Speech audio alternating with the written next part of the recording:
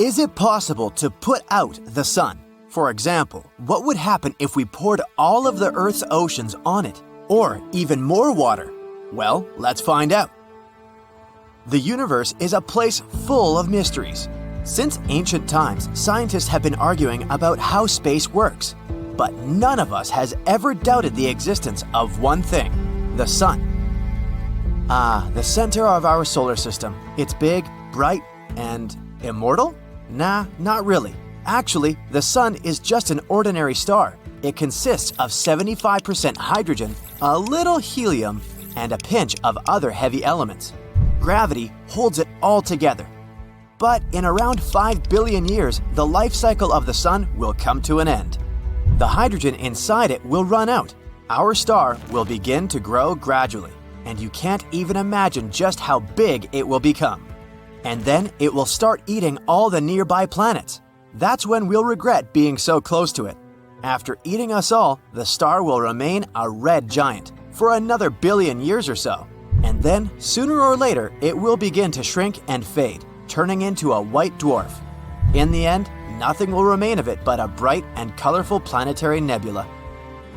But don't get scared. Right now, the sun is in the middle of its life cycle. It was born about 4.5 billion years ago, and about the same amount of time remains. Fortunately, we were born during the star's best and most stable period. In other words, there's no reason to worry. So let's find one.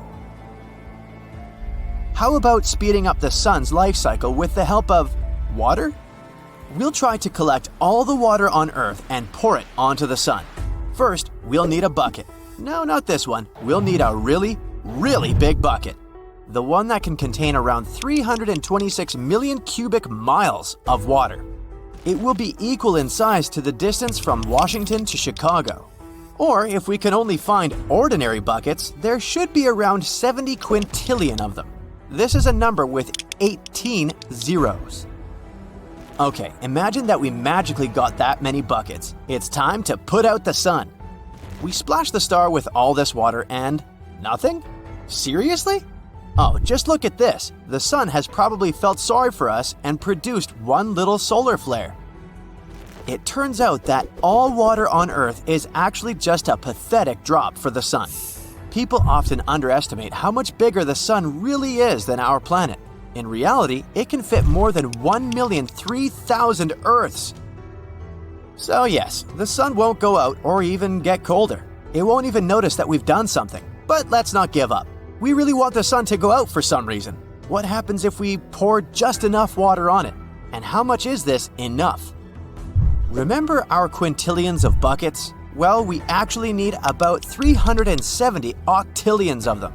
This number has 27 zeros. It's hard to even imagine, so let's just say that it's a lot of water. Now, let's splash it all over the sun again. Wow, just look at the steam! But the sun hasn't gone out again. On the contrary, it said thank you and suddenly became much bigger and brighter. What's happening? You see, the sun isn't actually a campfire. Inside bonfires, candle flames, there's a chemical combustion. When we pour water on the fire, the water absorbs the heat of the flame and cools it to such an extent that it can no longer maintain the burning reaction. It also blocks the fire's access to oxygen.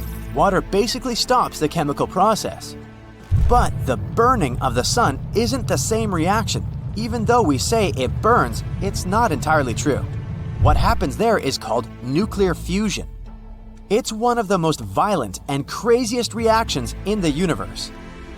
There are many layers of hydrogen going deep into the sun. If you take 4 hydrogen atoms and ram them together, you're left with an atom of helium. When we talk about the sun, the process is a little more complicated. When the star tries to carry out that fusion, positive protons repel each other. It takes a lot of force and energy to somehow squeeze them together. Fortunately, there's a magical force in space. It's gravity. The sun takes up 99.8% of all the mass of the solar system. Pretty heavy, right? And all this mass is what holds the sun together with the help of an incredible gravitational force. Whoosh! Your spaceship is almost there. Thanks to the latest technologies, you can now travel to any planet in our solar system faster than ever before. And we can finally visit other planets completely safely. You applied for a space tour, and now you're on a ship with your guide, astronauts, and a couple of other passengers. First stop, the smallest planet in our solar system, Mercury. It's only a third of Earth's distance to the Sun. The view is going to be spectacular. As soon as your ship lands on the solid surface of this rocky planet, you see an endless universe, stars, passing comets, and the Sun, 3 times bigger than we see it from Earth, with no clouds to interfere with the view. There are no moons. Mercury and Venus don't have any. You try to move, but because of your spacesuit and reduced gravity, it feels like you're on a trampoline in a slow-motion movie. It's not safe to come here during the day. On Mercury, it lasts almost 59 Earth days. Although your spacesuit keeps you safe, temperatures can get pretty extreme. During the day, they go up to 800 degrees Fahrenheit. There's no atmosphere to keep the heat, so temperature during the night can drop down to minus 290 degrees. That's why Mercury isn't the hottest planet, even though it's closest to the Sun. Venus is the second closest, but it has an atmosphere that retains the heat. You're safe in your special spacesuit, but it will still be really hard to go through such drastic temperature changes, so you need to hurry. Mercury has weaker gravity because it weighs less than Earth, which means the gravity on Mercury pulls less on your body. If a person weighs 100 pounds on Earth, they'd weigh 38 pounds on Mercury. And you do feel lighter. Hurry up, we don't have much time. You hear your guide's voice in your spacesuit. He's standing next to you, pointing his finger. Look to your left. That's why we're here. Calorus Basin. Amazing! Mercury has such a thin atmosphere, there's nothing to protect the planet from asteroids slamming into its surface. It has the most craters in our solar system, which is why it reminds you of the Moon. And now you're there, looking at the Calorus Basin, the biggest impact crater in the entire solar system, formed almost 4 billion years ago by an object at least 60 miles long. You can see its rocky interior, filled with deep fractures and high sharp ridges, surrounded by the highest mountains you can find on this planet, towering 2 miles above numerous lava vents. They used to be active. The other side that's hidden from the Sun has tiny deposits of ice, which is the only form of water here, but you don't have time to see it. Mercury is only a temporary stop before you keep moving. It all started with a minor change on our planet. At first, people noticed the moon had become brighter and a little bigger, but nobody paid attention to this. The moon affected tides all over the world. The water flooded the beaches, but it wasn't a tragedy. A lot of fish came close to the shores. People found giant squid, anglerfish, and other creatures next to the coast, although they usually live in the dark depths. New, stranger things happen every day. Birds no longer fly to the south in winter. They gather in huge groups, flying around cities with no purpose. The moon used to help them navigate in nature, so they can't figure out which way to fly anymore. In the boundless waters of the world's oceans, ship captains notice that compasses are now unstable. The arrow is pointing in different directions since the Earth's magnetic poles have changed. People realize the moon has started to approach Earth for an unknown reason. The moon's gravity affects the gravity of our planet.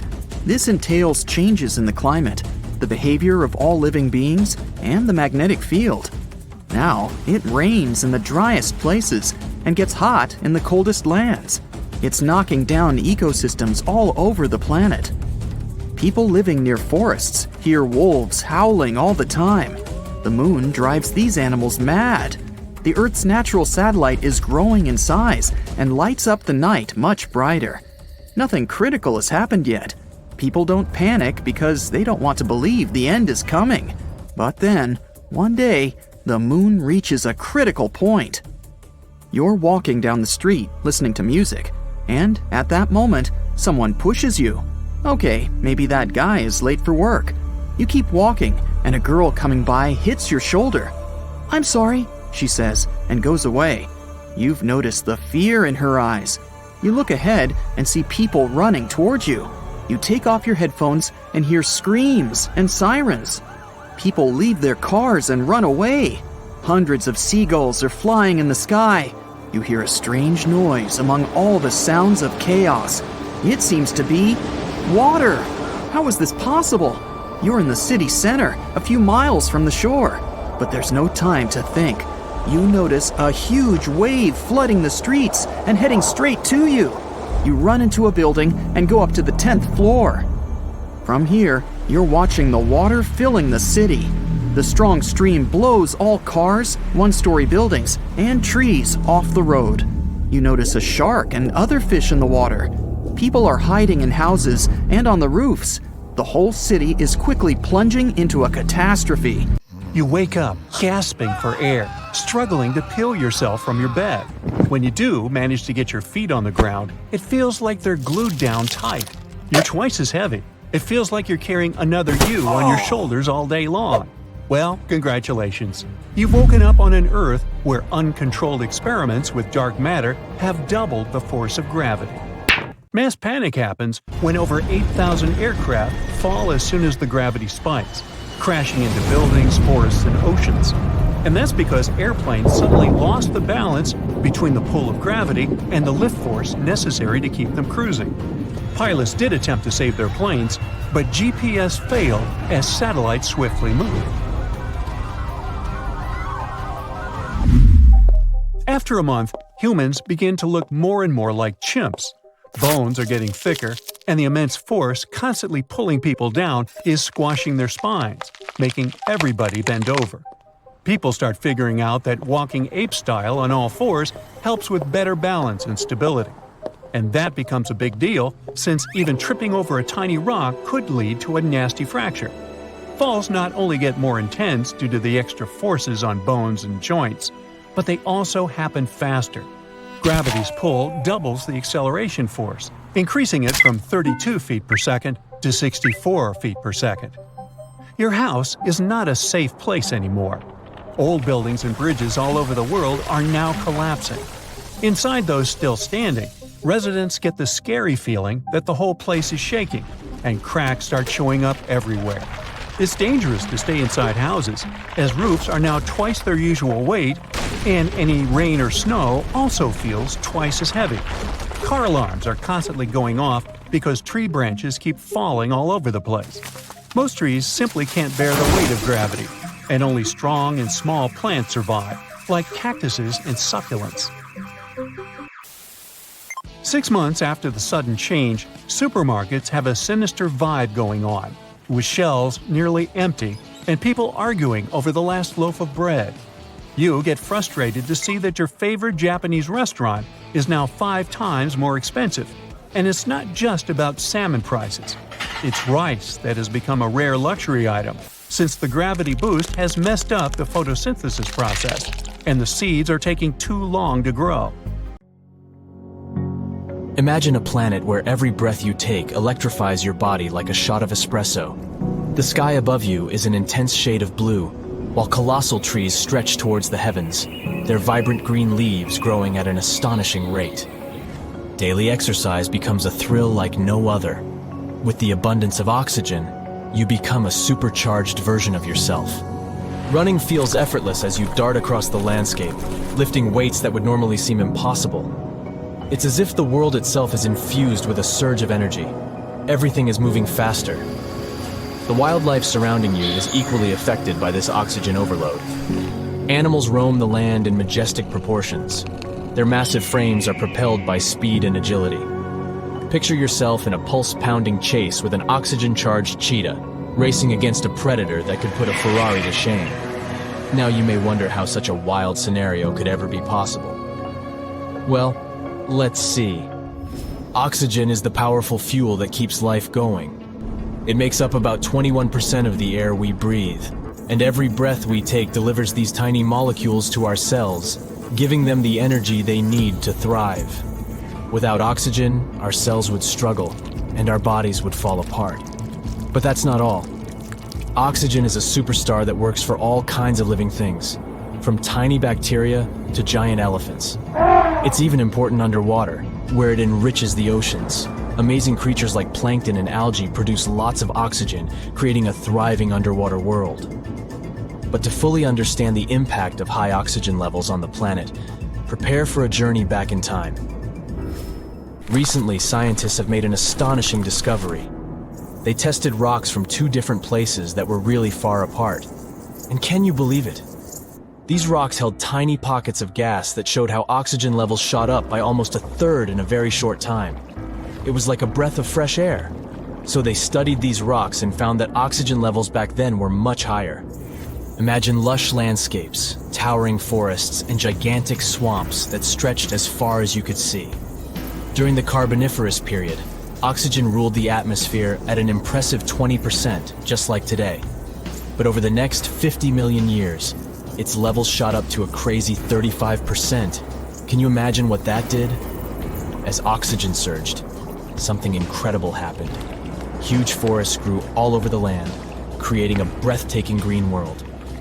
And massive swamps took over low-lying areas, making the landscape look surreal and otherworldly.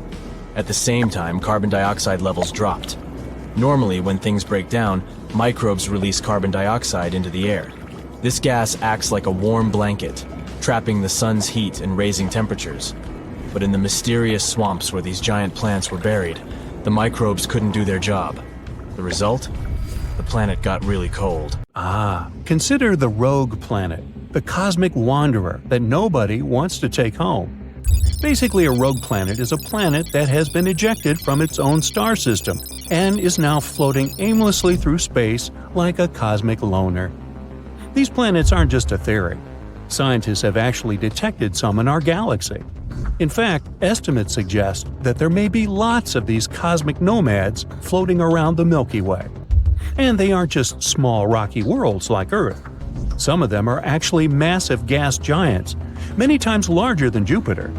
These behemoths could potentially have their own moons, and even their own mini-systems orbiting around them.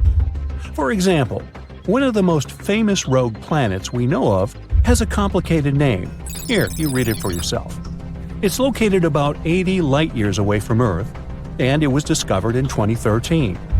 This rogue planet is estimated to be around 6 times the mass of Jupiter, and is believed to be around 12 million years old. And yes, just because these cosmic loners don't have a star, it doesn't mean they're super cold. They can still generate heat and light from their own internal processes. Some may even have magnetic fields and auroras, just like Earth.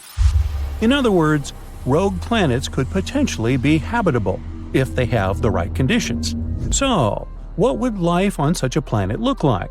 And could we potentially live in such a world? Well, living on a rogue planet can be a lonely existence. They have no warm sun to bask in, no cozy atmosphere to cuddle up in, and no cosmic neighbors to have barbecue with. That's why we'd have to get creative. Let's start with the most obvious problem.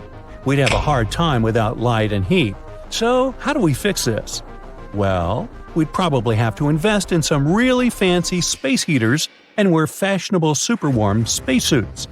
Or we could invent a whole new way to generate electricity without relying on solar power. For example, how about using geothermal energy? Now that's hot stuff. Each planet has an internal source of heat. Without it, they would all be nothing more than cold, lifeless rocks floating through space. This internal heat can be harnessed and used to power everything, from homes to factories to spaceships.